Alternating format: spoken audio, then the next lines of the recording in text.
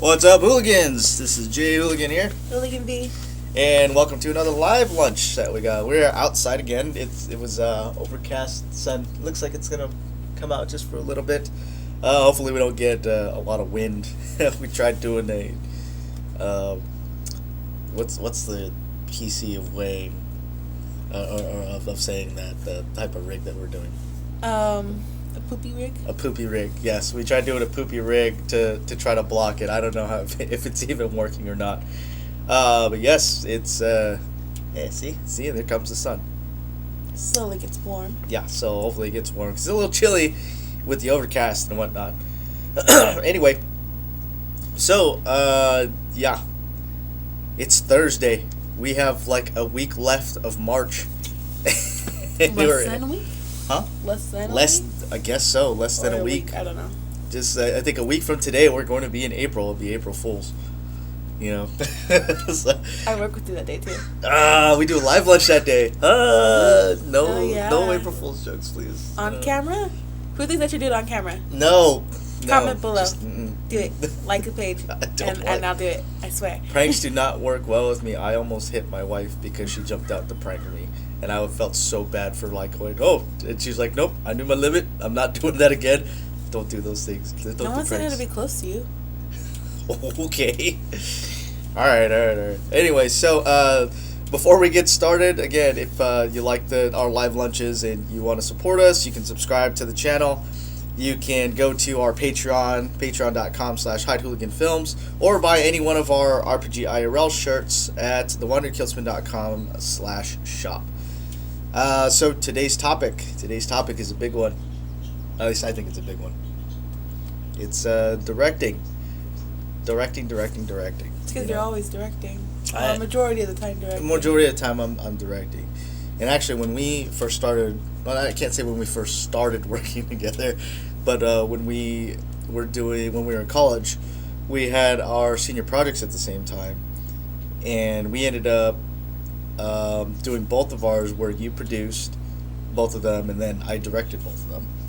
You know, and I think that was the first time where it was like we really buckled down and got to get to know each other, you know, and each other's work ethic. And because what was it, like minimum three plus days a week, just constantly working and breaking down and scheduling and producing and bringing things in for like, geez, when did we finally film? I thought it was always Monday through Friday that we did it. Well, yeah, it was always Monday through Friday, but it wasn't every single day.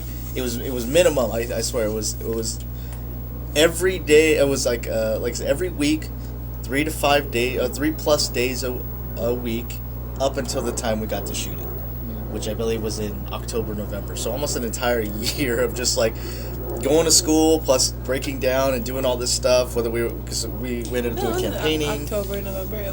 Well, yeah, but it had to be. We did July. We did July for one of them. We did July, August for a minute in August. Yeah, that was for mine, and then but we were still working on it because our teacher decided to renege and going, no, you guys, that you don't count as one. You don't have to do your other one because that whole scenario where the actor backed out. He said that. Yes, he did, and then he reneged on it. Like, but you need to have that. I'm like, but you told us. That was at the end, wasn't it? Right. He was like, because we had different graduation dates. We did. And he said I needed mine still. Yep. Even though I had produced already. Mm-hmm. I don't know. It was weird. And then there were students who got passes because that was for our what was that show, the final portfolio show, which was supposed to be a requirement, but we at least knew 2 to 3 students who didn't do it and still graduated. So 2 to 3 students, or at least one for sure, who didn't even finish their final project and they still passed. I knew 2 to 3. I'm not going to mention any names. Who didn't finish their final project? Yeah. Well, okay. No. Wait, did they not do the final project? No, they didn't do the portfolio show. I know one person who didn't finish their final project and they passed. Which said something about the school. Just saying. Which I know we got a lot of mixed feelings. We talked about our school before and how I appreciated, you know, the method that they used and the approach that they used for it, where we got everything from development all the way through post-production, and instead of having to specialize into one subject, which most which most of them say that. Okay. Yeah, I got a message saying that they couldn't see the video, but I mean, like, it's up here. Anyways, technical difficulties. Try to get some sun again. I can see the video. Huh? I can see the video. Okay, cool. All right. Anyways, I forget what I was saying. Oh, like our school. Yeah, we had a lot of mixed feelings about the school, like how they ended up handling certain situations, and then, but again, their method of what they advertised was pretty good because again, by the time we graduated, we had already filled in practically every role on set, you know, and it wasn't a, you know, purely art, you know, studying of the art and theory. We actually got the practical side of, which is, like I said, we have bachelor's of science, you know, so the method is much different than, say, a bachelor's of art, where they do study more heavily into analysis. We still did all the analysis though, and not just study the theories. We tested the theories a lot. There was good and bad in the school, Yes. but I think it's pretty much everywhere though, right? Absolutely. So again, I mean, that's just how we got into it. Anyway, but like I said, just that first, or I guess that was our last year, you know, of school, we got to really understand each other's strengths and everything. And you're right, I've done most of the directing since then, I think, because we really got into a groove of, like, she would produce and then I would direct, and then we'd help each other out on both of those ends whenever we needed it, and that's how we got into business with each other. So yeah, that's where we went. But actually getting into understanding directing, the wind, the chilly wind. I hope that helps. I hope that our poopy rig does actually help block the wind. Not blocking that plane though. Yeah, not blocking that plane. We're not holding for plane anyway. But yeah, it's getting into directing. So I ended up seeing this quick video of Tarantino. I think it was on LinkedIn, and he's going, "Look, your job as a director is to hire people that can best, you know, deliver your vision." You mean suggest people who can best deliver your vision, because your producer will say yes or no. I didn't have to say it. So I was like, oh, it must be nice, Mr. Tarantino, when you got, you know, the clout and pull to go, you know, I'm hiring this person because, you know, their work. In the indie world, we don't necessarily get that, right? So technically, when you get into the film industry, your producers are the ones that hire, and your directors can suggest people, but again, if they can't afford them, either they're going to find another director who is going to do it and work with new crew or what, or I think it's interesting. Or try to get more money to hire them. So like, it's up to their decision. Sorry. Like, being a producer, you know, especially indie, it's like people, like, I guess people forget that the producer usually has the final say. Mm. And so it's like, especially here in America. I don't know why people forget. A lot of indie producers forget that. You know, like, the director is not end all be all, right? That. Well, okay, so that changes though depending where you're from. And also depends what we're talking about, right? Yep. So the director is going to be end all be all for vision, right? Mm-hmm. But the producer can have a little word here and there. It's good to be able to communicate with them. Mm-hmm. But I guess also people forget that if your director is not doing his job or her job, right, you can fire them. You can fired. You can replace them. You know, and it's not like you have to tiptoe about it. Yep. You know, you need to make sure that you have somebody who does that job correctly. You know, who's helping you push forward the project, right? Mm-hmm. Especially for producers, right? Because producers are the ones that, and even directors are considered above the line, so they're on the longer as well, you know, than just say below the line crew.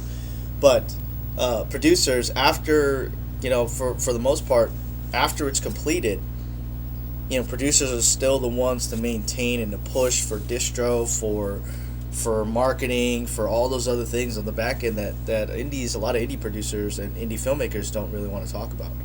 But that's more producing. We'll save that for another day. But today we wanted to talk about directing, all right? And although Tarantino had, you know, was on the right path to describe that, where you're trying to explain your vision, the director is the one who has the vision of portraying a script. So Lots of feet. It's only in Tarantino's world. So I mean, that's their job is not just to interpret the script, but to be able to visually and orally represent that through performance and with their vision of it through that script, and then conveying that to all the heads of the department so that they can deliver. The role of the departments is to make that vision come to life. And now that doesn't mean that it has to be like a complete egotistical, like it's my way or the highway. You can definitely take suggestions. However, the director, because it is their vision, does typically get the final say. Right? You can add input from your heads, like, hey, this is not practical. We can't do it this way, or if we're going to, or classic example of when I was scripty before, saying like, if you do it this way, you're going to have this problem. So either you're going to either choose between the two. You're going to do it this way and have this problem, or you're going to go this alternate way and have possibly a different problem, or moving away from what you want. So they get to decide. Directors get to decide. Hey, will I be able to choose if that's acceptable for to be accepted into my vision to portray what the story is. And I think I've talked to you about this a lot, where the director's job outside of portraying the vision to everyone is literally to pull performances from people. And I used to say pull emotion, but it's more than emotion. Working with the actors. We're working with the actors, working with your DP, your director of photography. All those things are important, and that's all part of the job. Because I think the DP, the director of photography, is considered the visual author of the film. However, it's still technically based off a director's vision, right? So, and we've also seen sets where the DP will kind of what's the right word for bulldoze over the director. Oh my goodness. Yes. We've worked with people like that. Yep. And it's like, but it's not easy to bulldoze over you. Yeah. For me? No. Yeah. Like, but no. there are people who have such a stick who are like, let me get this and stick with it. It has to be And they need to get this shot, right? They have to get this shot. Yep. That's when you don't have. If the director doesn't want it, the director doesn't want it. Yep. And that kind of goes into like the other side of dang, there's a lot of planes. Is that a plane? There's a lot of planes. That's like the third one already. I totally lost train of thought. People who want to get that, who absolutely want to get that shot. Oh, absolutely want to get that shot. Yeah, thank you. They won't move on until they get that. I'm like, you're not the director who's saying, who gets to have that final say. You're the one who's, you can suggest it, but in the end, still the director, at least, on set, still gets that final say. And that typically, again, that happens a lot too, more frequently, I think, in indies, because they may not have an AD that knows what they're doing. So an AD, an assistant director, isn't necessarily somebody who is like a director's assistant who's always there helping them, like, hey, it's different. I need my dry cleaning and I need a latte. Not just it's kind of like somebody who's like a real assistant, or executive assistant, but it's for director's assistant is different than an assistant director. I guess it's more like an executive assistant type. Yeah, it's essentially a director's assistant, but the assistant director, actually, your AD is responsible for them, and the UPM are responsible for everybody on set. So if anything goes down, they are the ones that take the responsibility. As such, they actually sign for it. Yeah, they do sign for it. As such, too, they are the ones, the ADs are the ones that keep you on schedule. So when a DP or any other crew member says, hey, Kay, I need 20 minutes, and they're like, we don't have 20 minutes. You got 10. Go. They're the ones to push. And typically, as from a director's standpoint, you don't want to necessarily be that person to push that time limit for very, very important reasons, right? You need, I think of it this way: if you're on a ship and the set is the ship, right, and you're the captain of that ship. The director is the captain of that ship. This is my vision. We can't see it yet because we're not there. We're not in the new land or whatever, or wherever our destination is. But, I'm telling you, this is the direction for it. Okay? If the crew loses faith in the captain of the ship, you might have a mutiny. Right? Make him walk the plank. And then what? You're not gonna know where you're going. Everything's gonna change, right? So this is why it's important to maintain that. I guess it's kind of like a diplomacy, or that persona of kind of being approachable, likable, in that sort of sense. I mean, and again, they may not be your style. I mean, it's definitely not my style sometimes when I get into it, but I usually have to pull back. Military side of me says no. But you really do have to kind of maintain that. So if you have a good AD and you're a director, play it off of good cop, bad cop. In a good cop, bad cop situation, if you don't know what that is, it's essentially you have somebody you're interrogating, and you always have the good cop who always seems like they're on your side, and you have the bad cop who always seems like the enemy. And then when the bad cop leaves, the person who they're interrogating might be a little more open to the good cop because they're on their side, or at least it makes it feel that way. However, it is a valid method, and on set, if you're a director, you want to maintain that good cop because you want people to have faith in your vision. And even if it's to a point of like, hey, they have a suggestion, you don't necessarily have to tear it down or tear it apart. You can be like, okay, thank you, I really appreciate that, and just maintain, again, that good cop. I really appreciate, I want those suggestions because it helps me with my vision. However, your bad cop that's where your AD comes in. They will be the ones to be like, get to work! Essentially, that's the guy that they're going to hate. It's like, oh man, this guy was just like on our butts all day, and I'm like so stressed out, but we got so much done. Right?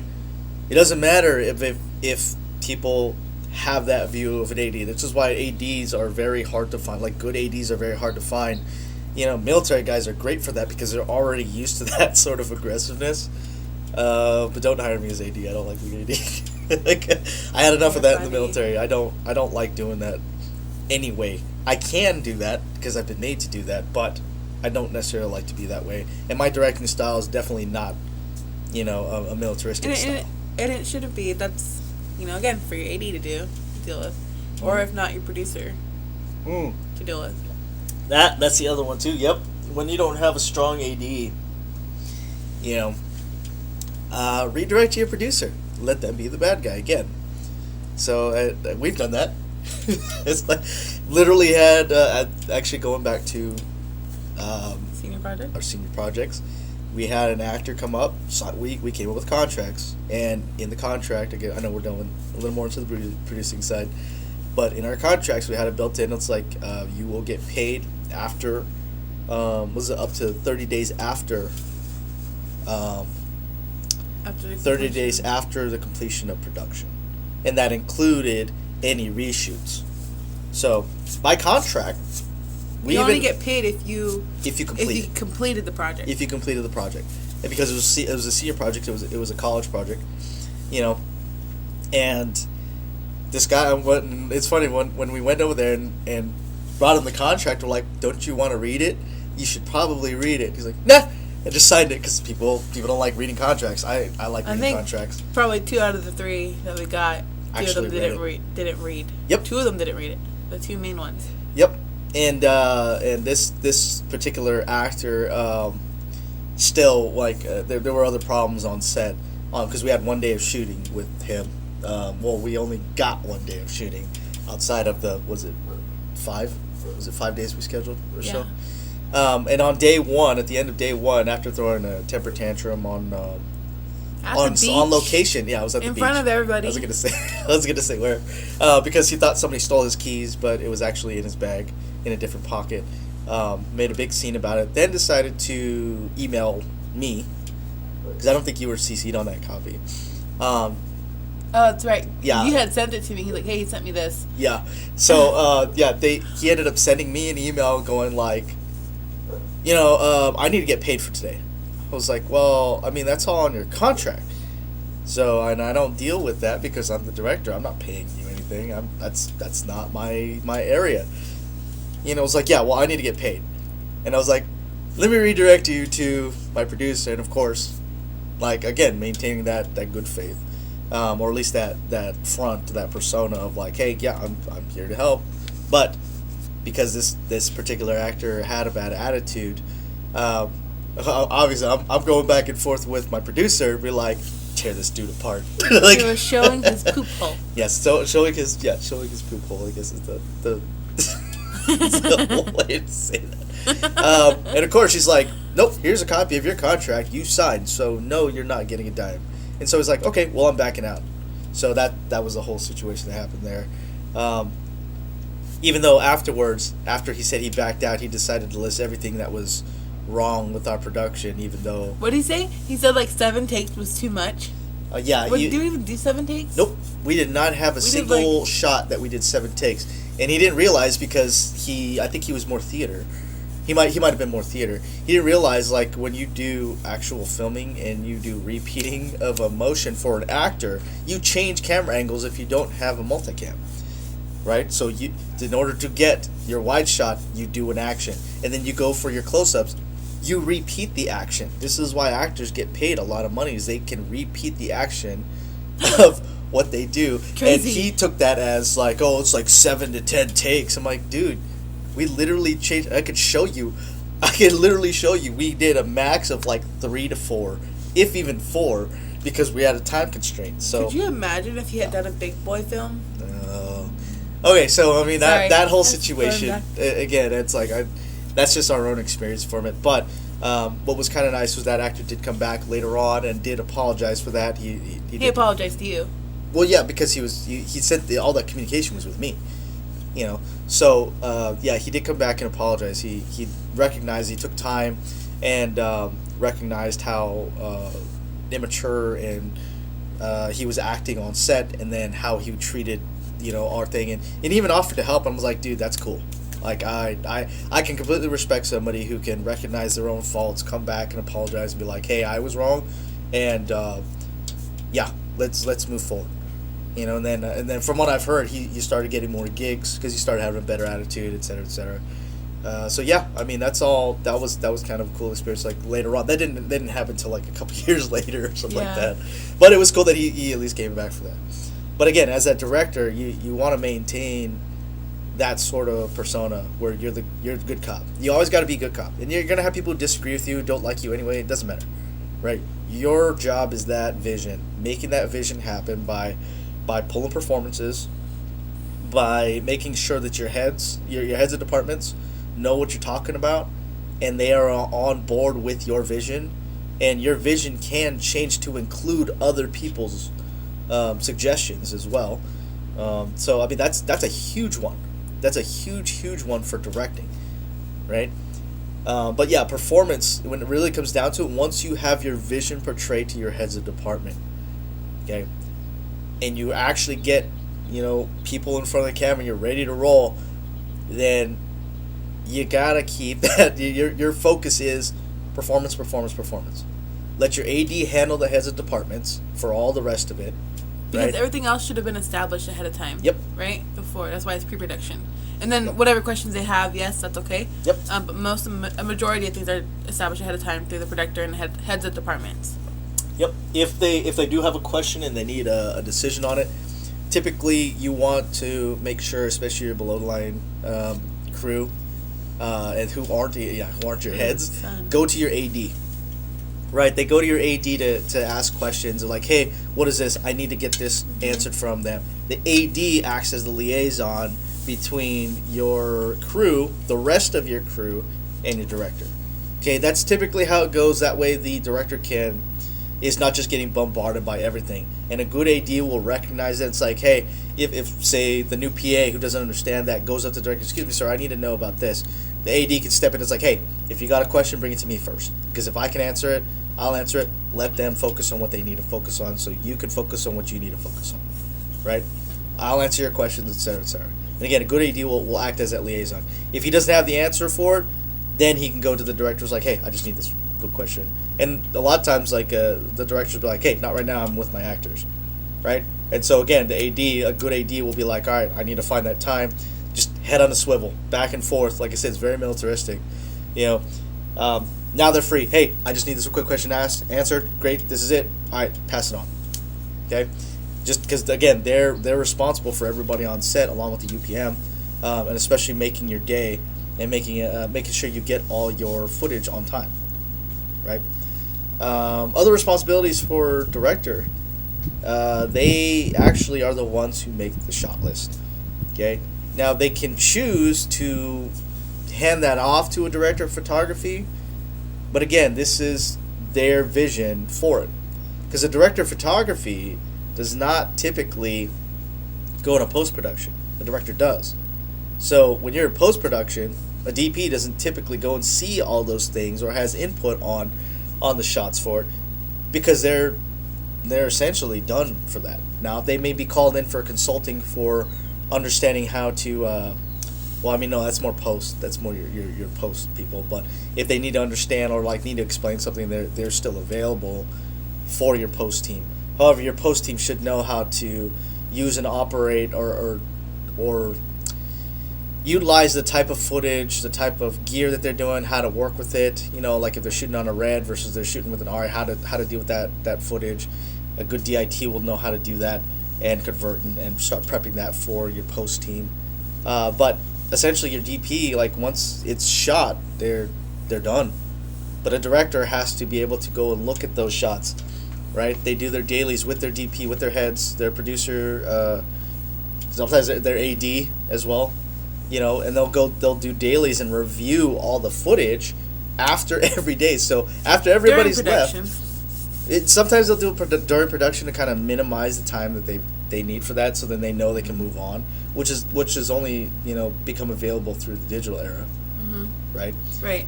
But yeah, I mean, doing your dailies, you can do your dailies in between, like, hey, was that a good shot? Replay. Wind it back, replay. Hey, that's the one, so we don't have to come back for a reshoot. Right. Well, you know what's nice about doing dailies is that it's because of that. Yep. You know, or Absolutely. Can we make time during the production to squeeze in the reshoot for this shot or whatever, you know? Yep. And again, as long as nothing major. Yeah. And that's dependent on how good your AD is, you know. So you're relying, as a director, you're relying on everybody else. This is why when you get these egotistical directors that are just like flaming poop holes, like, you know, it doesn't really add to anything, because again, they forgot that they're relying on sometimes even hundreds of people, you know, or thousands of people to create their vision, right? If people don't understand them because they're flaming poop holes, that's on them as a director. Like, that's literally communication. So being able to communicate is massively, you know, important to being a director. You got to know how to talk to people, or at least know how to talk to different types of people to pull that out from them. You know, pull out from them the performance, or to convey your vision to them so they understand, right? And I guess that's why I always talk about, like, clarity of message. You know, it's going to be misunderstandings all the time. So what?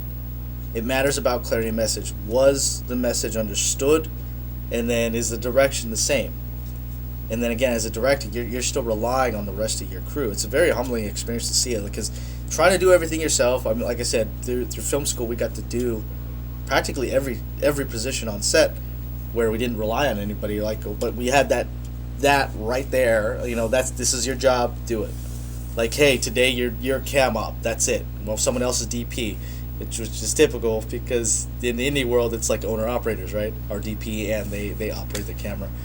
But in the film industry, it's typically a DP is separate from a camera operator. There are DPs that do it. There are directors that grab hold of the camera and start moving along with it, right? I do that sometimes. I think there's some, like, directors that come from that background, though, too. Yep.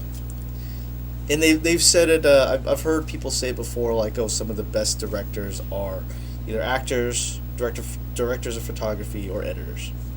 Like, those are the three that I've scripty. I don't know if I've that. heard. I mean, I've heard people talk about like how they could be, but I don't know if I've actually ever heard of a scripty directing.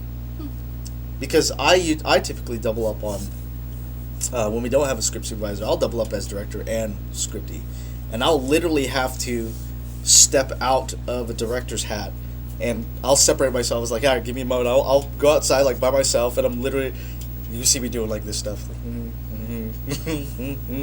just out where I'll look like a crazy person, but I'm literally just going over my head because somebody else might be taking logs, but as a director, I'm not, because I'm just doubling up like, hey, in the editing process. So script supervisor, scripty, if you don't know, is essentially the person who's in charge of continuity. You know, continuity, and there was some other thing. It's gonna bug me. Dang it, now it's gonna bug me. Continuity and coverage. That's what it is. The double C's. Continuity and coverage. Making sure that it's all gotten. So, if you think about it this way, where a script supervisor is essentially the rep for the editors on set, because editors don't typically go to set. They don't see everything. Script supervisor, a good script supervisor will already know, like, hey, this is all the information I need to hand off to an editor, and a good editor will know how to read all that. Okay, but your script supervisor is there for the editors, for post.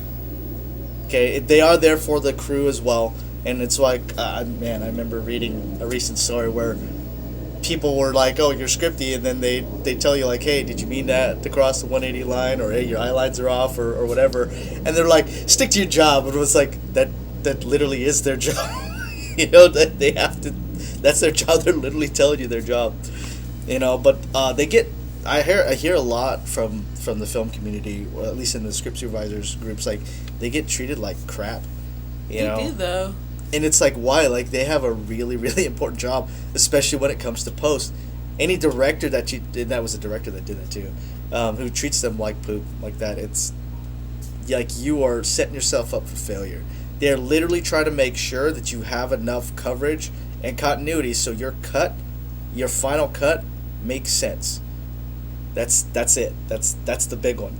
Right, is your final product going to be a good product? And that's why their sole job is that.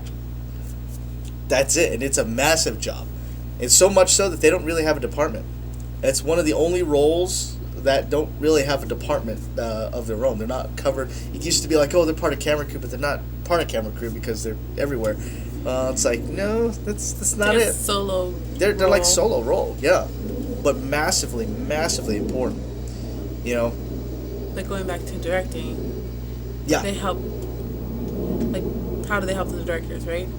Well, yeah, continuity and coverage. So, hey, your eye lines are off. Like, or lines, feeding lines.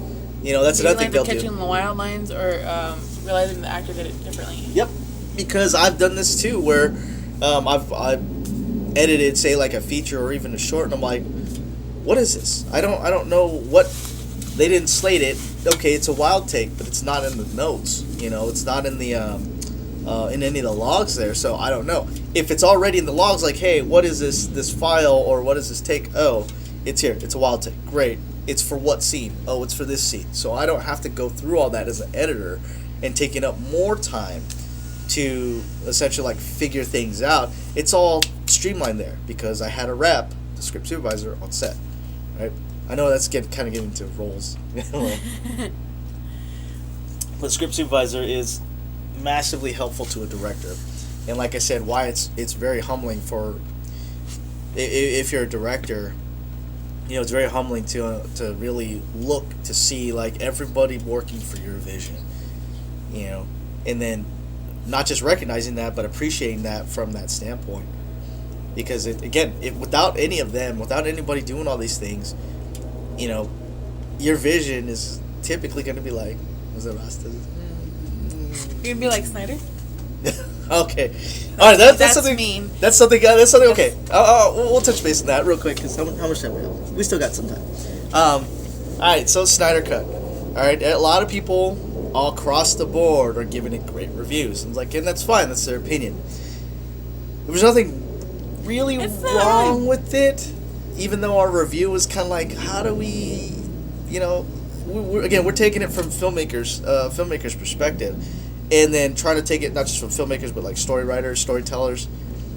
And again, it was like there was a lot, and we compared it to Joss Whedon's version of Justice League. And I was trying to remember the things because it was 4 hours long, guys. 4 hours. Yeah, so remember some of the things we said, because it was like, it was just all right. And what got me, the one that took me out of it the most, was it tried to be too much of an art film and an action film. And like, that's not to say that you can't. I mean, think of like 300. It's very stylized, but it was done purposely. And almost throughout every fight scene that they did, they didn't stick to that. Snyder didn't stick to that. There were certain parts that took away from the characters. Or story. Or from the story. It took us out. And it's like there's parts like he repeated that slow-mo. That's thinking back to slow-mo because 300, right? Where it just didn't fit. And it took us out. And the flow of the story and the action was just completely broken up. Except for the end fight. I think that the end fight was the one that was the most flowed to it. But yeah, I mean, when you try to add too much art to it, and still try to maintain action, it didn't actually come out that well. I think that was the same complaint, or relatively the same complaint that I had with Wonder Woman 1984, was that they were trying to shoot two different films and then try to add it together. And that non-cohesiveness between those two is what drove me out. Again, that's a director's decision. Right, because it's their vision. It's their vision, yeah. Going back to that, like, so directing and your vision for the audience, when you're directing, what's your vision for the audience? Like, how do you interpret that, or do you just go on based on your own? So I'm not used to directing. So. Oh, for me personally? Yeah. Okay, so. Like, do you think about your audience? I do more. Okay, so the way that I typically do it is, again, when I read things, and this started from when I was young, right? When I read things, I visualize, right? Somebody asked you this, it was a post like, do you see things in full picture of just or is it blurry with people? I was like, no, I see like full out scenes when I read, as long as the descriptions are there, and even if they're not there, as long as I know the characters and I've formed that image in my mind, that I play it out like a movie. It's always been like that for me since I was a kid. So when I'm reading, right, that is literally my interpretation of it, is like a movie. So I will visualize it, say, hey, how does it look? How does it feel? And then, I'll typically write that down. I'll make my shot list. Okay, make my shot list. After the breakdowns, the director's breakdowns, I'll do my shot list, line script and shot list. And then I'll go over it, and then I'll review it to go, hey, does it convey the vision that I want using these shots? Like, from an audience perspective. I'm literally trying to see it again, but not from my eyes as a director, but actually from the eyes of, say, an audience member seeing it for the first time. And it's really rough to try to do, because you already know what you're trying to do. But trying to that does require you to kind of step out of your own ego and your vision for a minute, to go like, hey, if I go from this shot to this shot and go right back to the analytical side, which is why, as any filmmaker out there should be analyzing films, that's kind of like part of the job, part of the professional development, I should say. Know how to analyze films, know what to do. That's why we do the live reviews and the Hooligan reviews. So we come at it from a different perspective. And that's why it's like the reviews that we do aren't typically for the fans, because again, going back to the Snyder Cut. I know I'm jumping over back and forth with that. A lot of the fans loved it, absolutely loved it. Again, I didn't see that there was anything wrong with it, but I only thought it was okay.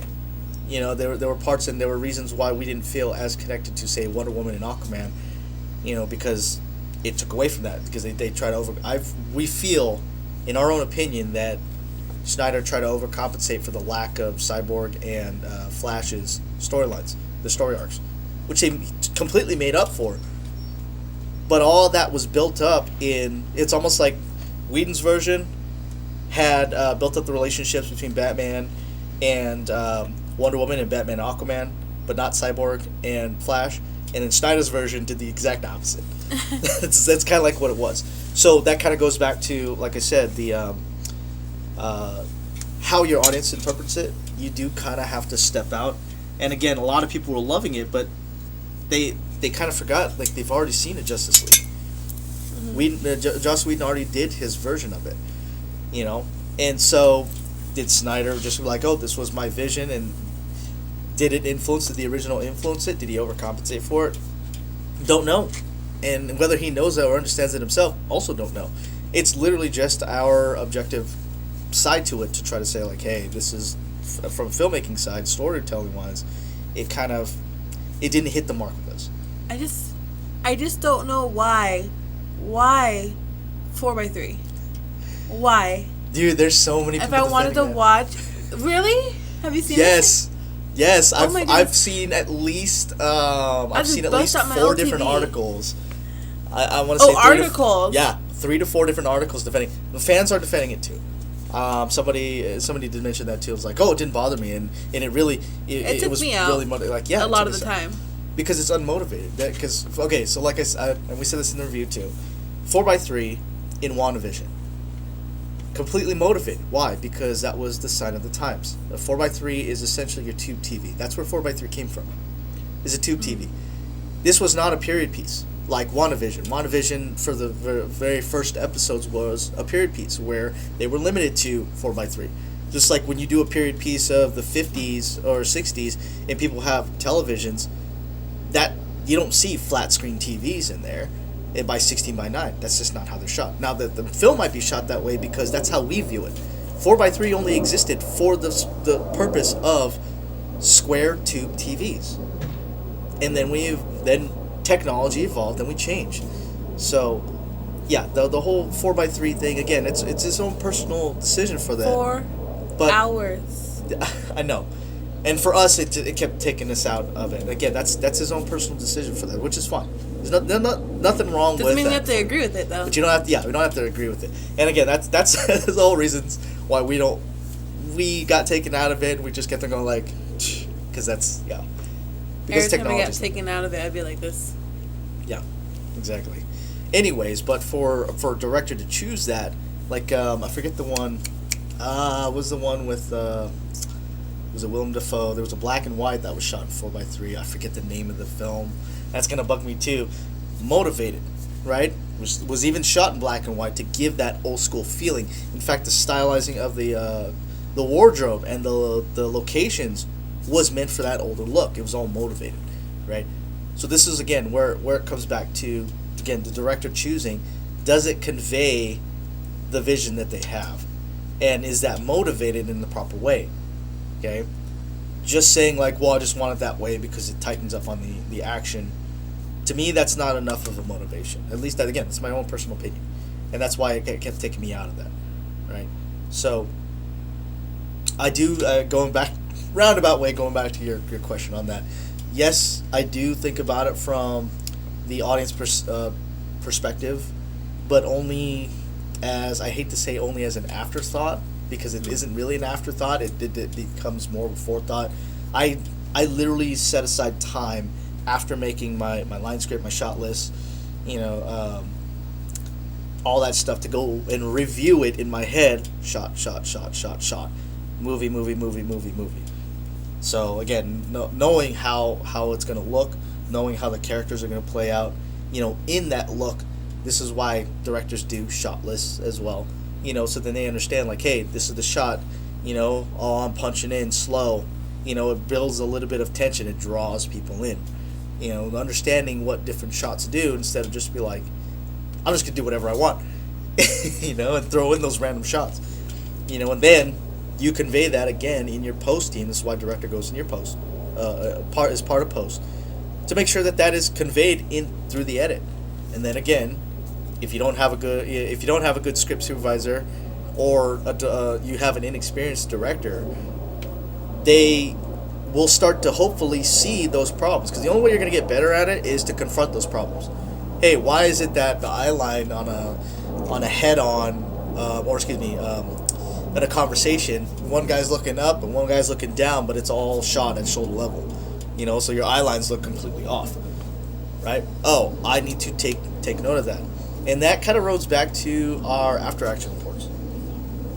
After action is something that we've really embraced. It's something I picked up in the military, and we've constantly do this after every single project we do. And what that is we break down what we did well, what we need to improve on, and then the plans for next time, what we will do differently. Okay? So our after actions contain those 3 parts. And whenever we're talking about one, at least in the what did we do well, section, we leave it to that. So if there's any problems, it's not like, we did it well, but this other thing. Like, nope. Right. Just what did you do well? That's right. It. List it. Well, then what do you need to improve on? Just list it. No solutions. And then you move on to the solutions. And then the last part that we don't really talk about with our after actions is you implement that the next time. It's the only way you're going to get better. Only way you're going to get better is to confront those mistakes. And you're going to make the mistakes. No one's infallible. But isn't that how you learn? That is absolutely how you learn. You're going to make those mistakes. And unless you have it on the forefront of your mind to do that, mindfulness, right? Having that mindful, conscious decision to move forward and fix that. You're not going to, many times you're not going to fix it. Because it's just not in your mind. No, I'll fix it later. Or what's the saying? I'll fix it in post. Don't say that. Don't ever say that. You'll upset so many people. Yeah, you're going to upset so many people with that. Yeah, don't fix it in post. You can plan for post, as in, say, VFX shots, but you got to understand and know how to shoot VFX. If you don't understand that, or you have somebody, I don't know if I should tell the story. Which one? Where somebody said they're shooting a VFX shot and then they didn't know what they were doing. That's just and blowing smoke up people's butt. Like, I know what I'm doing. Look what I'm doing. I got this. And then you don't got. That was one of the things we had going. Was like people saying, "I got this," and they don't got. They don't got this. Because what were we on? We're on production, and I was like, "Oh, I can't remember if you said it or if I said it." It was like, "Are you gonna need to do this?" He's like, "No, I got this." And then in post, we're like, "Yeah, he didn't get that." He didn't get that. Or I've literally told, and I've told this to a DP once when I was trying to describe it was a tracking shot, and he's literally doing a panning shot, and I'm like, if you don't know the differences, again, go back to your film terms. But pivot. Yeah, everyone says like pan up. There is no such thing as pan up. There's a tilt up and a tilt down. Pan is literally your camera stationary and you're turning the camera. Okay, your camera stationary on a tripod, and the camera turns and pivots around its axis. All right. A track is the whole rig moves along with. The camera moves. It does not turn. Right. And now you can have a combination of track and a pan to keep your subject in there, but that's different. It's still considered a track shot. You're just following, with like a follow focus or. This was our DP. This was our DP, and I was literally trying to explain. I want a tracking shot, so camera moves, and we were doing a Steadicam shot, too. So and he's literally like spinning it back and forth and panning. I'm like, no. And I literally got to a point of, and it's funny because I literally got to a point of like, do you want me to do it? Because I'll do it because I know how to work that steady. Because I have the experience. I know what I want on that. And even everybody else too, like you got it. Other people like, why is it? I think all the crew was like, pivot. Not pivot. It was like, not funny. Pivot. It was funny. Yeah. No, it was shifting his weight. That's what it was. Yeah, trying to get him to shift his weight. Yeah. And he wasn't shifting his weight, and we're all trying to get him to shift his weight. We're all doing it with me. And I was like, I remember that. Oh, yeah. So, yeah, not just being able to convey your vision or understanding and communication. That does sometimes you can have the best description that everybody else gets, but one person who's a key. And then that's where you you learn whether you can work with certain people or not. And that's part of it. And maybe sometimes it isn't the right moment, right? Yeah. The right time for you to work that person. Absolutely. And I thank you for pointing that. It's a really great point. Because it doesn't mean they can still improve, Yep. If they decide to improve, that's the thing. Right. But, I mean, like I said, I am all for people that recognize their faults, can actually say, hey, yeah, I was wrong, or hey, that was before, and actually focus on growing,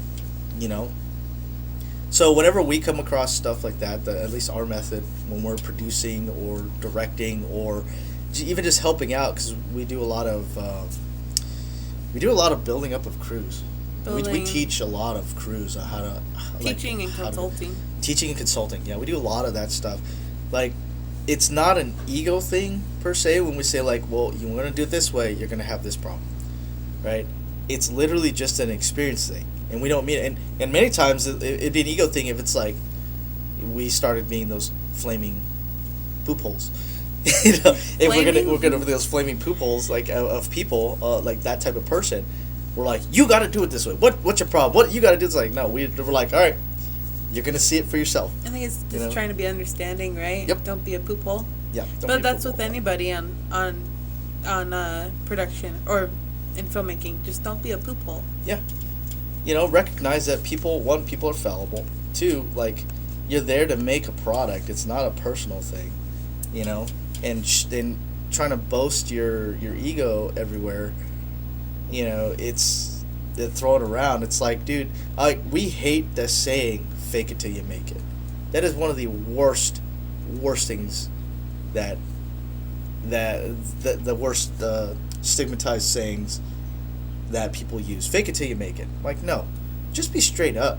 Because if you don't know how to do something, then we can actually take more time in the pre-production, the planning phase to go, hey, let's train you up. I like you as a person. I want you on set. If you don't know how to do something, let's practice.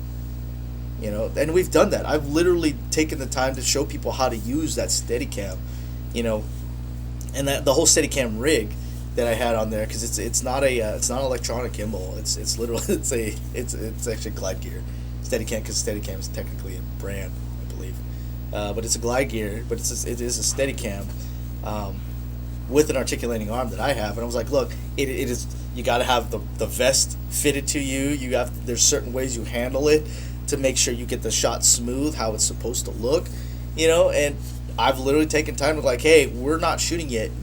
You said you want to use a Steadicam. Let's practice. And I've even lent it out to my DPs. Well, they're like, yeah, they want to practice, and then they don't practice. But ultimately, it's a lot of them don't practice. Yeah, but that's on them. But again, that's part of it. It was the ego thing, right? No, I got it, but you don't got it because you didn't practice it, and then it showed. Watching you trying to figure it out, right? Yeah, watching somebody do it, like, oh, I could do that, and then doing it yourself are two different things. You know, so. But that whole aspect again is just trying to better yourself, right? Focusing that mindful push to better yourself, to be a better filmmaker, confronting those problems head on. Because if you don't confront those problems, it's just going to be pushed under the rug, just like how a lot of other things are, and then you won't be taken seriously, and you'll get passed over or whatever. But that's one reason why we do our after actions as well. You get to be honest and give that forum for everyone to be honest about something. And that's the one thing about after action is we tend to try to keep it where it's not accusatory. It's like, hey, you know, so and so was late. You know, this person was late every day.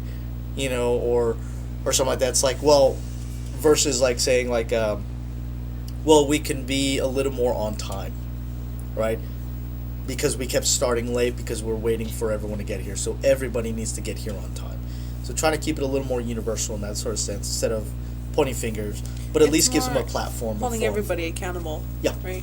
Yeah. But that what I'm talking about for the after actions is, it's more of a forum to people to voice their grievances, right? If they have any, but again, not in a non-accusatory way. You're right. Okay. Yeah. To where it's like, you're this, you're that, whatever. Like that's not the place for that. But being able to utilize your after actions properly, it's like, hey, you know, if everyone could get here on time, because that was one of our things is we're typically the first ones on set and the last ones to leave every day. You know, typically for the most part. I know. On one of our last shoots, we got a little because the dude, I swear he almost slept there. I was like, dude, what are you doing? I was a little. He got up at like 4 in the morning or 5 in the morning to get there, and I was like, ooh. I'm happy it was there. Yeah. I'm usually early, and so when somebody else is there before me. Yep. What? Exactly. Anyways, but that's kind of goes back to all of that's all important. That's our method for directing, at least, and how it ties into being able to trust your crews and rely on your crews, and being able to communicate properly, being able to understand the type of communication that certain people need, etc., or maybe even accepting, like, this dude ain't gonna get it, moving on another project, but then humbling yourself to be able to accept all that information and convey that out to other people the proper way, maintaining that good cop feel that maintains faith in your vision is what you want to convey. And then again, just relying on your crews to make sure that they're making that vision happen, and if they agree, production meetings, huge. They are huge. I'm so surprised at how many indies don't do production meetings. Well, the production meetings, like, communication is big. Yeah, communication is like, what is it? If you're failing to plan is planning to fail, right? Do the meetings. Just do them. You're taking so much time to bring everything together, but you're not taking the time to communicate your vision to everyone, even from a producer side. Like, hey, these producers have a vision, and then directors have a vision, right? DP has a vision. Everybody has a vision. Editors have visions of what they want. But if they're all not on the same page, or what we say OFP, right, then your product is going to fail, or could fail, I should say. You're going to have a much harder time getting it done. And if you're not enjoying your time on set, as a filmmaker, as your chosen profession, then what are you even doing working at it? Everyone talks about passion in the film world, in the art world even, but they think that having a cruddy attitude somehow means passion. It doesn't at all. Or passion also in a lot of places means like free work. You don't get paid for your thing. It doesn't.